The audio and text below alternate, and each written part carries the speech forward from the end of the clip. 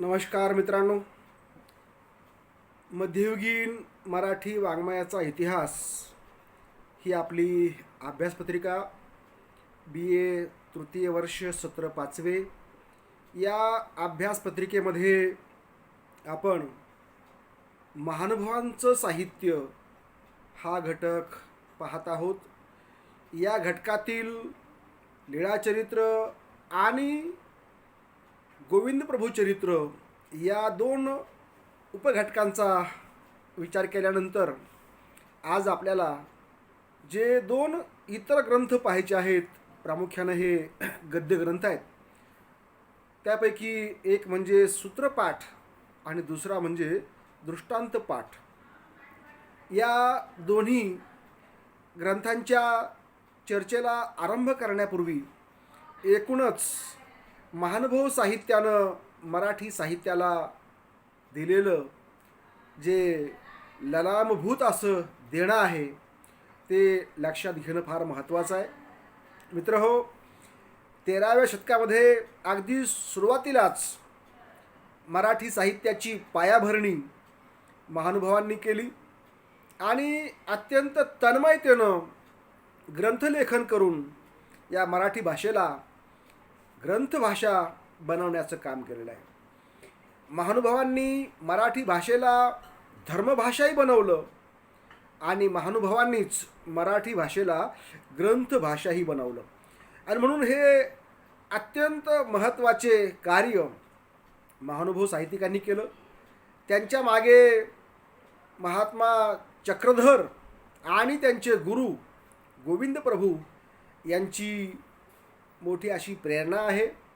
त्याचबरोबर पंथ संघटक आचार्य नागदेव यांचीही प्रेरणा आहे. या सर्व महात्म्यांच्या प्रेरणेतून हे महानुभाव साहित्य निर्माण झालेलं आहे. आज पहिल्यांदा आपण पाहणार आहोत तो सूत्रपाठ हा ग्रंथ. सूत्रपाठ या शीर्षकामध्येच आपल्याला समजेल की जी सूत्र महात्मा चक्रधरांनी लीळाचरित्रामध्ये सांगितलेली होती त्या सूत्रांचंच संकलन या सूत्रपाठ ग्रंथाचा लेखक केशिराज बास यांनी केलेलं आपल्याला पाहायला मिळेल. केशिराज बास अर्थातच केशवबास हा एक अत्यंत विद्वान असा गृहस्थ असा पंथानुयायी महानुभावांना लाभला.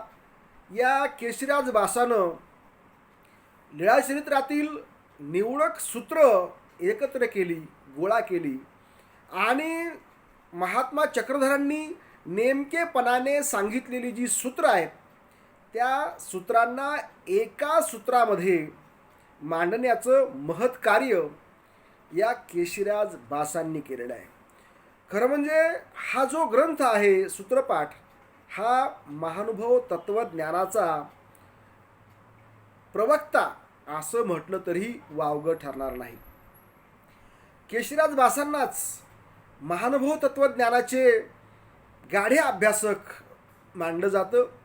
कारण केशिराज बासांनी एक एक सूत्र गोळा केलं लीळाचरित्रामधलं आणि त्या सूत्रांची सूत्रबद्ध अशी मांडणी केली. ही सूत्र त्यानं विद्वानांना दाखवली, पंथाच्या आचार्यांना दाखवली आणि त्या सूत्रांची एक रसाळ वाणीनं वाङ्मयीन मूल्य असलेली मांडणी एका ग्रंथामध्ये केली. हा ग्रंथ म्हणजेच सूत्रपाठ होय.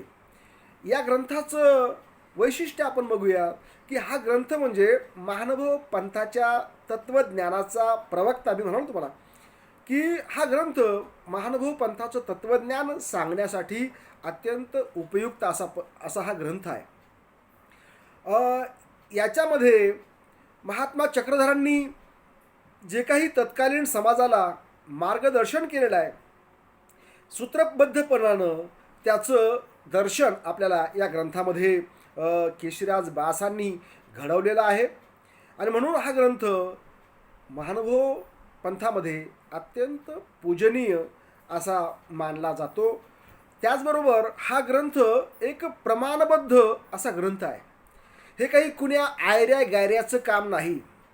केशिराजबास ही एक अधिकारी व्यक्ती होती आणि या पंथामध्ये अगदी लहानपणापासून ते आल्यामुळं त्यांनी संपूर्ण अभ्यास केलेला होता या पंथाचा, या तत्त्वज्ञानाचा. त्यांची प्रगाढ अशी निष्ठा होती गोविंद प्रभूंवर, त्याचबरोबर स्वामी महात्मा चक्रधरांवर. आणि या प्रगाढ निष्ठेतूनच सूत्रपाठ हा ग्रंथ केशिराजबासांनी लिहिलेला आपल्याला पाहायला मिळेल. हा ग्रंथ याचं वैशिष्ट्य आपण जर बघितलं वाङ्मयीन दृष्ट्या तर अल्पाक्षर रमणीयत्व हे या ग्रंथाचं प्रधान असं वैशिष्ट्य आहे. अतिशय कमी शब्दामध्ये कारण मुळातच चक्रधरांनी सांगितलेलं तत्त्वज्ञान जे आहे ते सार रूपानं, सूत्र रूपानं या ग्रंथामध्ये निविष्ट केलेलं आहे. आणि म्हणून अल्पाक्षर रमणीयत्व हे या ग्रंथाचं पहिलं वैशिष्ट्य आहे. दुसरं वैशिष्ट्य आहे की आशय घन सूत्र. या ग्रंथामध्ये असलेली जी सूत्र आहेत ती अत्यंत आशय घन अशा प्रकारची सूत्र आहेत. तिसरं वैशिष्ट्य असं आहे की या सूत्रांतून केलेलं समाजाला मार्गदर्शन. महात्मा चक्रधरांनी जे काही सूत्ररूपानं तत्कालीन समाजाला मार्गदर्शन केलं होतं, संसारिकांना केलेलं मार्गदर्शन असेल किंवा परमार्थाच्या वाटेवर असलेल्या लोकांना केलेलं मार्गदर्शन असेल, हे अत्यंत मूलभूत अशा प्रकारचं मार्गदर्शन सार रूपानं या ग्रंथामध्ये केशिराजबासांनी ग्रंथित केलेलं आपल्याला पाहायला मिळेल. तर अशा प्रकारचा हा ग्रंथ सूत्रपाठ, आज हा ग्रंथ महानुभाव पंथीयांना परमवंदनीय अशा प्रकारचा हा ग्रंथ मानला जातो. त्याचं पारायण केलं जातं, त्याचा सातत्यानं त्याचा अभ्यास केला जातो पंथामधून, पंथांच्या मठांमधून. असा हा सूत्रपाठ नावाचा ग्रंथ हा महानुभावांचं तत्त्वज्ञान सांगणारा मूलभूत ग्रंथ आपल्याला मानता येईल.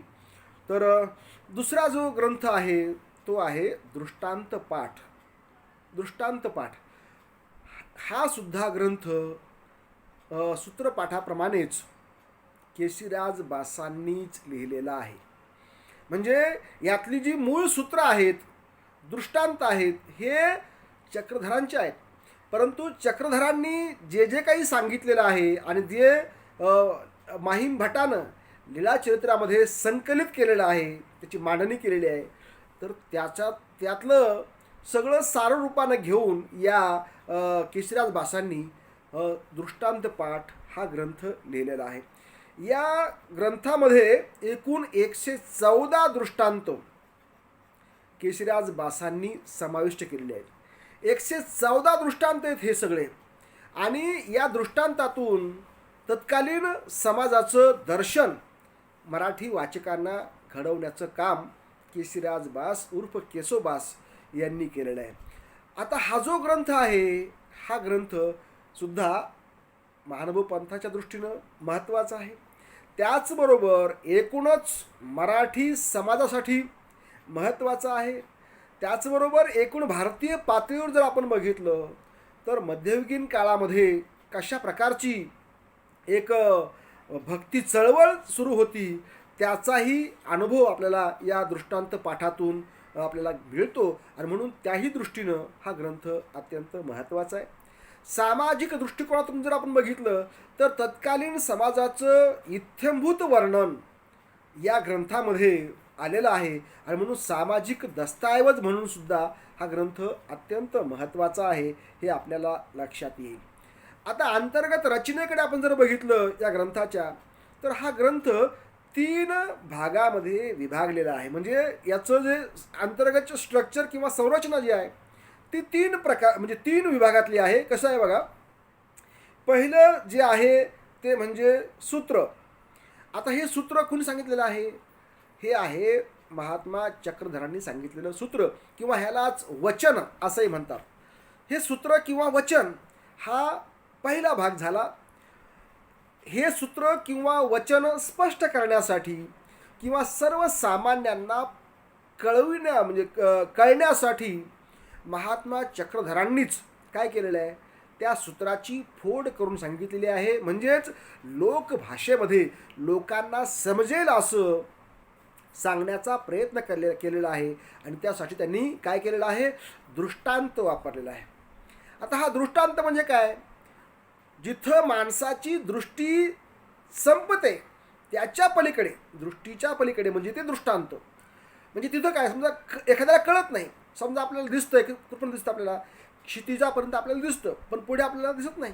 मग पुढे काय, पुढे जग नाही का, आहे, परंतु ते आपल्याला कळत नाही. म्हणजे सर्वसामान्य माणसाला ते समजण्याच्या पलीकडचं आहे, परंतु ते आहे. आणि म्हणून त्यासाठी मग काय दिलेलं आहे, त्यासाठी दिलेला हा दृष्टांत आहे, हा दाखला आहे, ही एक उदाहरण आहे. अशा प्रकारे म्हणजे जे कठीण सूत्र आहे ते कठीण सूत्र दृष्टांताच्या माध्यमातून सोपं करण्यासाठी, सोप्या भाषेत सांगण्यासाठी दिलेला हा दृष्टांत, हा या दृष्टांत पाठातला दुसरा घटक. आणि तिसरा जो घटक असतो दृष्टांतातला तो आहे दार्ष्टांतिक. होय, दार्ष्टांतिक म्हणजे सूत्र आणि दृष्टांत याच्यातला काय समन्वय आहे आणि नेमकं सूत्र काय आहे, नेमकं काय सांगायचं आहे ते या दार्ष्टांतिक भागामध्ये लेखकानं नमूद केलेलं आहे. तर आलं का लक्षात तुमच्या, सूत्र या दृष्टांत पाठामध्ये काय काय आहे, सूत्र आहे म्हणजेच वचन आहे, त्यानंतर दृष्टांत आहे म्हणजे वचन स्पष्ट करण्यासाठीचा तो भाग दृष्टांत, ज्यामध्ये लौकिक उदाहरणं असतात. आणि तिसरं जे आहे ते म्हणजे दार्ष्टांतिक आहे, म्हणजे सूत्र आणि दृष्टांत यांना जोडणारा हा दुवा, हा समन्वय. अशा प्रकारे या दृष्टांताची रचना केलेली आपल्याला पाहायला मिळते. मित्रहो, आतापर्यंत अनेक दृष्टांत आपल्याला माहीत आहेत या महानुभव वाङ्मयातले. त्यातलाच एक थोडक्यामध्ये आपल्याला मी सांगतो, रुंभणे याचा दृष्टांत. रुंभणे याचा दृष्टांत. आता रुंभणे म्हणजे काय, रुंभणे एक अवजार आहे शेतीतलं, ज्याला आपण आपल्या आजच्या भाषेमध्ये रुमणं असं म्हणतो, रुमणं, बरं का. आता हे कसं असतं, तर हे याचा आकार जो आहे तो असा विशिष्ट अशा प्रकारचा असतो, रुंभणं. आणि मग कुठं असतं हे रुंभणं, तर हे आवताला लावलेलं लाकूड असतं रुंभणं, आणि त्याच्यावर अशा मूठ देऊन शेतकरी काय करतो, त्याला असं दाबतो. आवत म्हणा, कुळव म्हणा, नांगर म्हणा, त्याला शेतीमध्ये जे चालणारं आहे, तिफन असेल, आवत असेल, कुळव असेल, तर त्याच्यावर जे आवत असतं पाटी, त्या पाटीवर लावलेलं हे असं हात धरायचं. म्हणजे कशामुळं, तर दाबून जमिनीमध्ये त्याला जोर देऊन दाबून त्याला चालता यावं शेतकऱ्याला, म्हणून ते रुंभणं असतं. तर या रुंभणे याचा दृष्टांत महात्मा चक्रधरांनी दिलेला आहे की बाबा देव कसा असतो. तर मग त्यासाठी दिलेलं हे रुंभणे आहे. की काय झालं की कुण्या एका गावामध्ये एक आंधळा राहत होता. आता हा आंधळा कसा होता, तो भीत आंधळा होता, म्हणजे जन्मापासून तो आंधळा होता, जन्मांध असा तो होता, जन्मांधळा होता. आणि मग त्याला समजलं की बाबा दूध कसं असतंय, तर त्याला ते सांगता येत नव्हतं, म्हणजे ईश्वर कसा असतो त्याला काय माहीतच नाही, पाहिलंच नाही कधी. तर मग त्या रुमण्याच्या दृष्टांतातून चक्रधरांनी काय केलेलं आहे की रुमणं कसं असतं, तर वाकडं असतं. वाकडं म्हणजे कसं असतं, असं असतं, बरं का, असं. आणि मग त्याच्या माध्यमातून दूध कसं असतं, दुधासारखं असतं, म्हणजे पांढरं असतं ते, बरं का. आणि मग ते त्या दृष्टांतातून काय सिद्ध झालेलं आहे शेवटी, तर सामान्य माणसाला सहज सोपं सूत्र कळत नसेल तर त्याला त्यांच्या पद्धतीनं जाऊन सांगितलं पाहिजे, बरं का. दुसरा एक सिद्धांत आहे तो म्हणजे हत्तीचा दृष्टांत. आता हा हत्तीचा दृष्टांत कसा आहे की एका गावामध्ये एक हत्ती आला होता आणि त्या हत्तीला पाहायला अनेक लोक जात होते, सगळा गावच जात होता. तर तो हत्ती पाहायला त्या गावातले 7 आंधळेही गेले. आता ते आंधळे, त्यांना काय हत्ती माहीत आहे, परंतु ते गेले जिज्ञासापोटी आणि मग ते हत्तीला पाहू लागले. आता पाहू लागले म्हणजे काय, त्यांना दृष्टीच नाही ना, दिसत नाही त्यांना. मग त्यांनी हातानं हत्ती चाफायला चोफायला सुरुवात केली. मग कुणाला हत्ती कसा वाटला, कुणाला हत्ती सुपासारखा वाटला. ज्यानं हत्तीच्या कानाला हात लावला त्याला वाटलं हत्ती काय आहे, हत्ती म्हणजे सूप आहे. ज्यानं हत्तीच्या पायाला हात लावला त्याला तो म्हणाला हत्ती काय, अरे हत्ती म्हणजे तर एक खांबा आहे. हत्तीच्या शेपटीला ज्यानं हात लावला तो काय म्हणाला, अरे हत्ती म्हणजे तर दोरी आहे. म्हणजे अशा प्रकारे हत्ती मूळ राहिला बाजूलाच, पण आंधळ्यांसारखी गत. तसं ईश्वर कसा आहे हे कुणालाच माहीत नाही, ते 7 आंधळ्यांची गोष्ट आहे.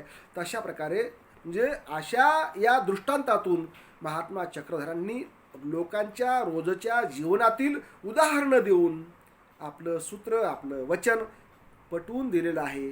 तर अशा प्रकारे 114 दृष्टांत या दृष्टांत पाठ या ग्रंथामध्ये केशरीराज बास यांनी संकलित केलेले आपल्याला पाहायला मिळतात. आजही अत्यंत उपयुक्त असे हे दृष्टांत महात्मा चक्रधरांचे, त्यांची लोकजीवनाबद्दलची असलेली ओढ, लोकांना समजून सांगण्याची असलेली आंतरिक तळमळ या दृष्टांतातून आपल्याला पाहायला मिळते. तर अत्यंत सुंदर असा हा एक ग्रंथ. तर अशा प्रकारे मित्र हो, आज आपण सूत्रपाठ आणि दृष्टांतपाठ या ग्रंथांचा अगदी धावता आढावा आपल्याला आपण घेतलेला आहे. थांबूया. धन्यवाद.